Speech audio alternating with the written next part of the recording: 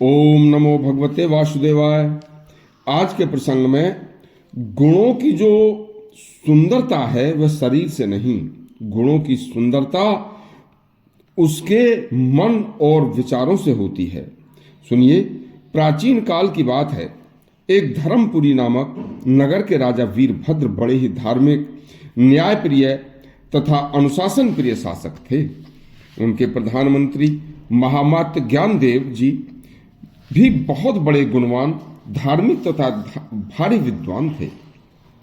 राजकाज का समस्त कार्य प्रधानमंत्री ज्ञानदेव की शुद्ध बुद्धि से बहुत ही अच्छा चल रहा था, लेकिन दुर्भाग्य से प्रधानमंत्री ज्ञानदेव जी शरीर रूप रंग से कुरूप थे।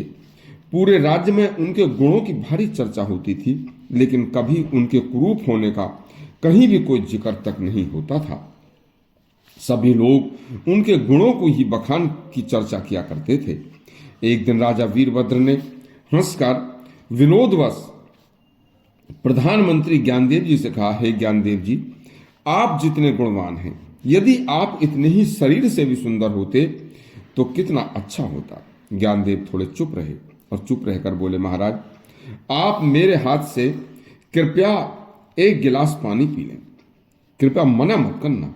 राजा ने हंसकर कहा, ठीक है। तो राजा को ज्ञानदेव जी ने सोने के घड़े का ही, राजा जो नित्य पानी पीते थे उसी में से एक गिलास पानी भर कर दिया। तो ज्ञानदेव ने सोने के घड़े का, सोने के ही गिलास में एक गिलास पानी जब उनको पिलाया तो उन्होंने पी लिया। इसके कुछ देर बाद ज्ञानदेव जी ने मिट्टी के घड़े में रखा हुआ मिट्टी के ही कुल्हड़ में पानी उनको पीने को दिया। राजा के अनुसार राजा ने वह भी पी लिया। तब ज्ञानदेव जी बोले, महाराज क्षमा करें और बताएं कि पहले सोने के घड़े का पानी गिलास में पानी अच्छा लगा था या बाद में मिट्टी के घड़े का पानी, वो भी मिट्टी के ही बर्तन में जो मैंने दिया वह अच्छा लगा था। तब ज्ञानदेव जी मिट्टी के घड़े का पानी मिट्टी के कुल्हड़ में जो था वह बहुत स्वाद और शीतल लगा था।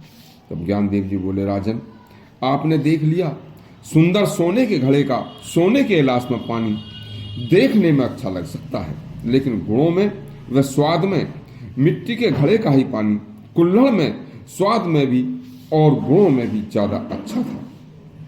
इसी तरह से मानव शरीर का आकलन उसके शरीर की सुंदरता से नहीं, उसकी कुरूपता से नहीं, उसके आंतरिक हृदय, मन, मस्तिष्क से भरे सद्गुणों से होती है।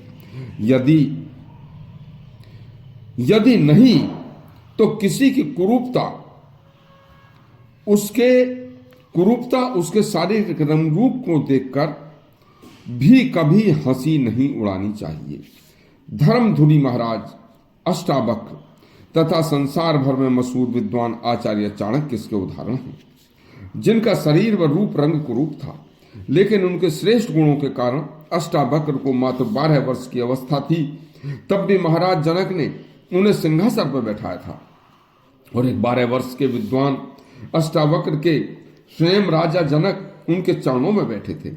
वैसे ही अपने गुणों के कारण ही महाराज चाणक्य ने पूरे बृहद भारतवर्ष में जैसा शासन स्थापित किया, चंद्रगुप्त मौर्य को तैयार करके वैसा संसार भर में भारत के इतिहास में स्वर्ण अक्षरों में लिखा हुआ है।